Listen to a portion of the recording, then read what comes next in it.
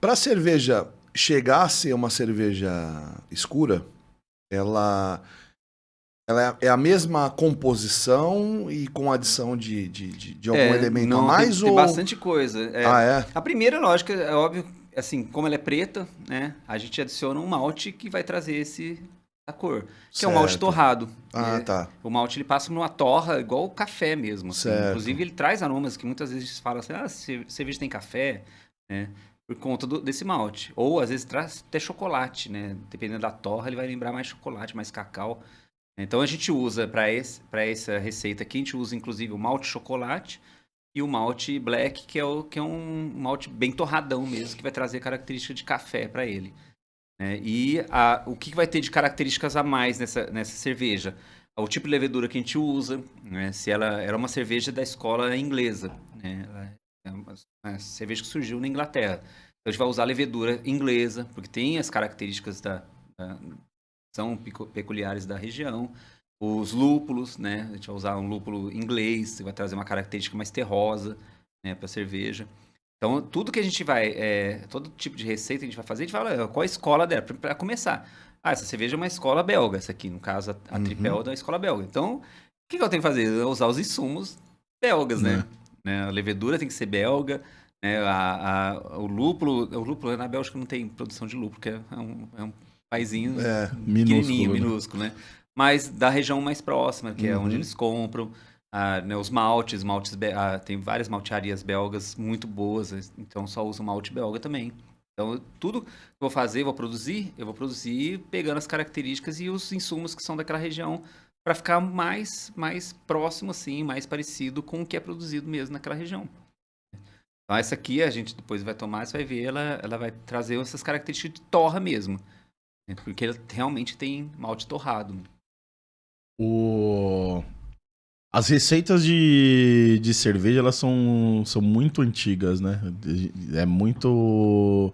Muitos povos fabricavam a cerveja, assim, a grosso modo, né? Isso Cada é um faz legal. do seu jeito. Isso é bacana. Sabe como é que começou isso? Isso é muito bacana, porque como que, né, povos tão diferentes, em lugares tão diferentes, produziam uma bebida meio parecida, sem nunca trocar. Não tinha internet, né?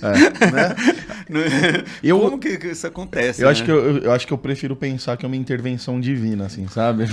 Inclusive, precisamos. Inclusive, ela começou como as pessoas pensando ser uma intervenção divina, né? Não tem assim, é lógico, não existe registro, né, disso, né, de quando começou. O que a gente sabe é que algumas regiões começaram primeiro, né? A gente sabe que a região na África foi onde começou. Quando? Não sabe. Também a gente não acredita que alguém tenha inventado, mas que isso tenha acontecido de uma forma espontânea, né? A história que a gente, né, que acho que é a mais próxima da realidade, eu acredito que seja a verdade, é que a produção de pão era muito comum na África, não exatamente o pão como a gente conhece hoje, né? É um mingau, na verdade, né? Então você tinha os cereais lá, né, eles produziam aquele mingau e comiam aquele mingau. Por algum motivo, alguém, né, deve ter deixado isso aberto, alguma levedura, né, que está no ar ali, começou a fermentar aquele mingau, e a pessoa muito louca da cabeça Tomou aquilo. tomou, que eu nunca faria isso na minha vida, né? Falei que eu vou tomar um negócio que tá estragado, né? Algum gênio tomou aquilo. Alguém foi lá e tomou e gostou muito. Viu que deu um barato. Interessante, né? Ela falou, deu um barato, né? Aí imaginou, falou, cara, toda vez que eu colocar no ar, isso aqui aberto, vai acontecer isso, né? E começou a repetir dessa forma, sem saber exatamente como que isso acontecia. E isso é muito engraçado, porque a gente só descobriu isso há mais ou menos uns 10 mil anos atrás, 10, 15 mil anos. Tem receitas, já acharam algumas receitas de cerveja ou informações de que havia receita há 15 mil anos atrás, né? Caramba. É muito povos bem primitivos mesmo. Então não devia ter nada, né? Assim, como que fazia. Na verdade, eles só colocavam lá e deixavam e tomava aquele negócio. Na Suméria que isso começa a ficar um pouquinho mais organizado, né? Aí eles começam a perceber que, olha, se eu amassar o pão, se eu fizer isso, se eu fizer aquilo, ele vai ficar com gosto, vai repetir esse gosto, vai dar aquele mesmo gosto. Mas também não sabiam o que fazia o processo de fermentação. E aí, então eles atribuíam isso a uma deusa, que é a deusa Ninkasi. Então é uma intervenção divina. Nossa, virou cerveja, o pão virou cerveja, né? Uma intervenção divina. Então, por muitos anos. Isso é tão forte assim, que a gente só descobriu de verdade o que produzia a cerveja. A gente sabia, a gente conseguiu isolar a levedura, foi no século XIX. Muito tempo depois. Século XIX. A gente está falando de 15 mil anos, né? Olha quanto tempo passou com o Louis Pasteur, que é o pai da pasteurização também, né? Ele trabalhava numa cervejaria na Carlsberg. Né? Você lembra da Carlsberg? Uma garrafinha verde. É gostosa, já tomei. Tem, né? A cervejaria não chega tão mais aqui no Brasil, né? Mas tinha uma época que chegava bastante no Brasil. Ele trabalhava na Carlsberg e ele começou a trabalhar para tentar entender, né? Pegar o fundo do mosto e analisar quais bactérias e leveduras que tinham ali, né? O que tinha ali, na verdade, né? Então ele identificava, lógico, né? Como você não sabia o que tinha, não era isolado, então tinha vários tipos de bactérias misturadas ali no meio, né? Algumas, inclusive, perigosas, né? Mas tinha bactérias também, né? Mas ele começou a perceber que tinha um outro bichinho lá que estava em maior quantidade. Então ele começou a isolar ele, né? Que era levedura, né? Um funguinho, né? Tem esse fungo aqui que está aparecendo mais. Isolou e começou a fazer cerveja a partir daquele fungo. E aí percebeu que era ele que era o responsável pela fermentação de verdade. Então, a partir daquele momento, sim, a cerveja começa a ter a característica da cerveja que a gente tem hoje. Até então, as cervejas muito provavelmente eram cervejas muito ácidas, né? Por conta das bactérias que estavam misturadas ali, né? O teor alcoólico muito baixo, porque se você tem bactéria e levedura fazendo o mesmo processo, né? Alguém vai levar vantagem, né? E também o malte era defumado naquela época, porque não existia sistema para secagem como existe hoje. Então, eles eram secos com madeira. Então, traziam um aroma defumado. Então, é bem provável que a gente iria odiar a cerveja. Pô, a história é muito boa, mas a cerveja é uma bosta. Aquela cerveja de taberna. Assim, feia, né? Uma cerveja muito feia. Então, é que nas tabernas, eles tomavam em chifre de boi, né? A cerveja. Porque era muito feia, né?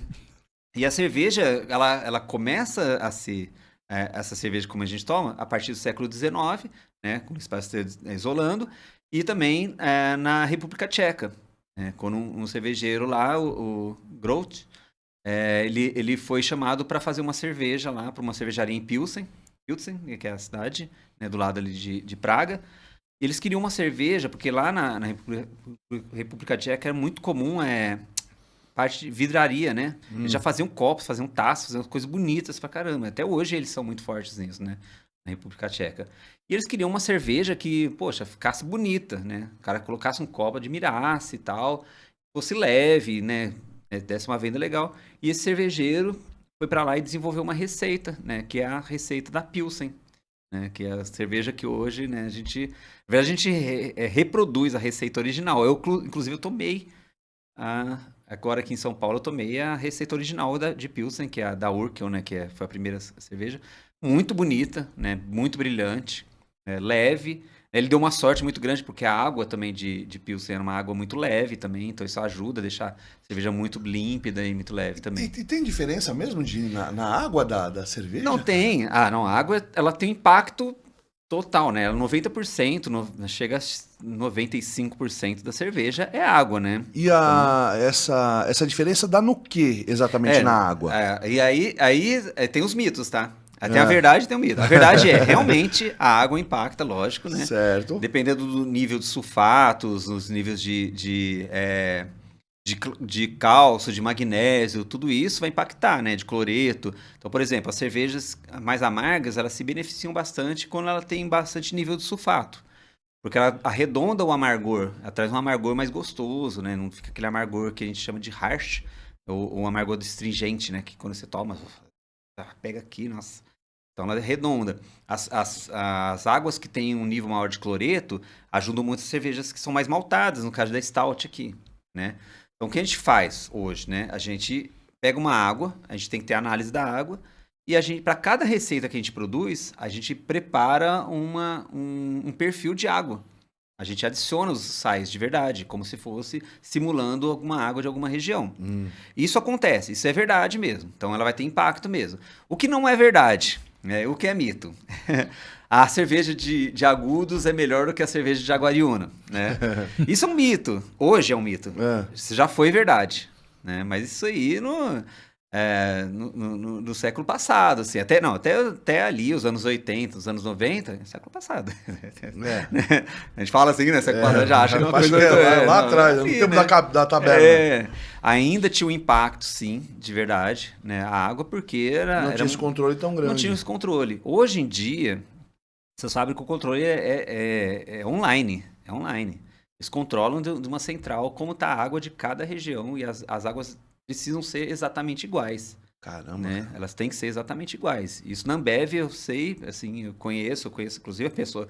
Eu cheguei a fazer um vídeo sobre isso, tal, fui bastante hater por conta disso. Muita gente acredita, eu tomei, eu também já tomei cerveja que eu falei, cara, essa cerveja tá melhor hoje do que ontem, né? E eu olho lá, a tampinha de Agudos, eu falei, caramba, eu tomei Jaguariúna ontem, sei lá, né? Mas o impacto, na verdade, desses problemas de cerveja que a gente tem, né? Se tomar uma Brahma, uma Skol, que seja de uma região ou de outra, nem é pela água, né? A gente não é sommelier de água, é muito difícil, né? Você fala, eu acho difícil ser sommelier de cerveja. Tem gente de vinho, que fala de que água. sente diferença lá na Bona Fonte. Então. Falo, porra, irmão, Exato. Parabéns, velho. O cara tem que ser muito bom, né? Tem que treinar muito o paladar, né? Mas o grande problema que existem, na verdade, essas cervejas é muito mais relacionado a transporte, a forma como ela é guardada no supermercado, né? O tempo que tem de saída, não a validade. Eu falo que é a idade da cerveja. Isso é a validade, né? Se a cerveja foi produzida até aqui, ela vale até X. É a validade. Mas ela tem uma idade, né? Igual a gente, né? Ela nasceu esse dia, vai morrer aquele dia. Então tem a idade dela.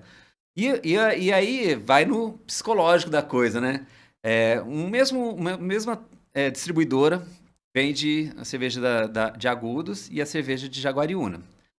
Eu vi um vídeo, o cara fazendo propaganda e falou assim, ó, eu tenho cerveja de Agudos, e coloca uma placa grandona. Essa é de Agudos, e a de Jaguariúna fica guardada lá em outro lugar. Qual vem vender mais rápido? A de Agudos, né? O cara vai, eu vou comprar de Agudos. Aí ela vai estar sempre nova. Ela vai ter, pode estar até com a mesma validade, mas ela vai estar sempre nova. O cara vai vir com um lote novo mais rápido. Sim. A outra ainda está dentro da validade. Só que a outra já está ficando envelhecida, ela vai perdendo, né, as características. Ela tem uma validade até o ponto que a gente fala assim, realmente daqui para frente não dá mais. Quem determina isso é a cervejaria. Tá. Né? Não existe uma regra. A cerveja tem que durar 1 ano. As cervejarias que usam pasteurização é 1 ano, né? Então, de tanto. Chegou depois de 1 ano, você pode tomar cerveja. Você pode tomar até 2, 3 anos que a cerveja vai estar... Só que ela vai perdendo características daquela cerveja mais nova, né? Então, muita gente fala, poxa, mas eu senti a de Agudos estava melhor do que Jaguariúna. Por conta disso também. A cerveja né? estava mais nova. Mais nova, ou você mora mais perto de Agudos, você vai ter um transporte, né? Porque a cerveja sofre bastante com transporte. Eu já vi muito caminhoneiro parando para almoçar na estrada e parando o caminhão com cerveja no sol, né? Aí ela vai ter impacto, aquilo ali, vai sofrer uma intervenção ali dos raios ultravioleta e tudo mais, vai trazer um aroma que não vai ser legal. Ou quando você coloca, por exemplo, uma Heineken na gôndola, né? Isso é muito comum no Brasil, fora do Brasil você não vê isso, de pegar a Heineken, tirar dentro da caixa, né? Aquela garrafinha verde, colocar naquela geladeira com uma luz enorme.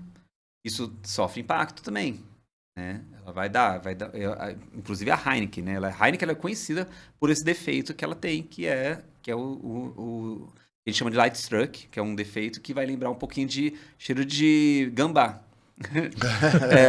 As pessoas falam assim, eu gosto da Heineken de garrafa e não de latinha. São as mesmas cervejas, saem do mesmo tanque. Uma vai pra latinha, uma vai pra garrafa. Elas gostam do defeito, na verdade. Eu ia te perguntar isso daí, porque tem muita gente que fala que a cerveja de garrafa ela é mais saborosa do que a cerveja de lata, né?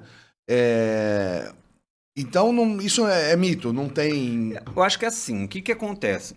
A experiência de degustação é tudo, né? Você lembra que você falou assim pra mim, a gente vai tomar na caneca, vai tomar no copo. Se tiver uma taça, é melhor. Não é uma experiência legal? Sim. Cara, melhora a experiência, sabe? O que você tá fazendo, tudo. Então, a experiência da garrafa já é melhor. Existe uma diferença, sim, de verdade, entre a garrafa e a lata, que é a carbonatação, né? Então, a cerveja na garrafa era mais carbonatada do que a cerveja que está na lata, né? Isso pode impactar, porque é sensação também. Sensação faz parte do sabor, né? O sabor é uma tríade, né? De aroma, né? Aroma, sensação e o sabor, né? O que você toma, né? O gosto, né? O gosto que a gente chama, né? Que será mais salgada, será mais doce. Então você junta ali o gosto mais a sensação mais o aroma é o que vai dar a tríade de sabor. Então se ela tá mais carbonatada, ela vai mexer com a sensação. Então faz parte, né, do sabor também. Talvez por isso também possa acontecer. Mas a cerveja é a mesma. Inclusive a mesma que vai pro barril também, sai do mesmo tanque.